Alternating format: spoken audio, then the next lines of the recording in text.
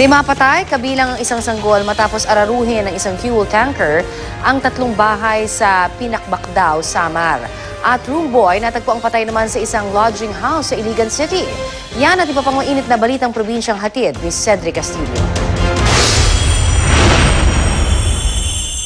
Natagpo ang patay ang isang room boy sa loob ng banyo ng isang lodging house sa poblasyon Iligan City. Kinilala ang biktimang si Roldan Haromat, 32 taong gulang. Base sa salaysay ng cashier ng lodging house, huling nakita ang biktima nang samahan nito ang 2 guest sa kanilang kinuhang kwarto. Makalipas ang ilang oras, nagbigay raw ang mga bisita ng paunang bayad, sabay alis at sinabing may pupuntahan lang. At umabot na ang oras ng check-out, sarado pa rin ang kwarto ng nasabing guests. Kaya pinuwersa na nila itong buksan. Doon na tumambad ang bangkay ni Haromat na nakasubsob sa isang container ng tubig. Wala naman daw narinig na ingay mula sa kwarto kahit ang mga naka-check-in sa tabi nito. Patuloy ang investigasyon ng mga pulis at patuloy ring inaalam ang pagkakakilanlan ng 2 guest.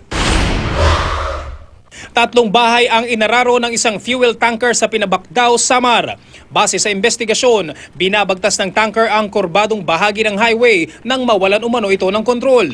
Nagdire-diretso ang tanker sa 3 bahay at nagdulot pa ito ng sunog. Kabilang sa mga namatay ang isang mag-asawa at ang 6 na buwang gulang nilang anak. Patay rin sa aksidente ang driver at pahinante ng tanker. Malubhang nasugatan naman ang 5 magkakamag-anak nang mabangga ang sinasakyan nilang tricycle ng isang cargo truck sa Roman Superhighway sa Orion, Bataan. Kabilang sa mga biktima ang 2 bata. Isinugo ng mga biktima sa Bataan General Hospital. Kwento na nagbamaneho ng tricycle. Patawid sana sila sa highway nang bigla silang banggain ng truck. Tumilapon sila mula sa tricycle. Kusang loob namang sumuko sa pulisya ang driver ng truck.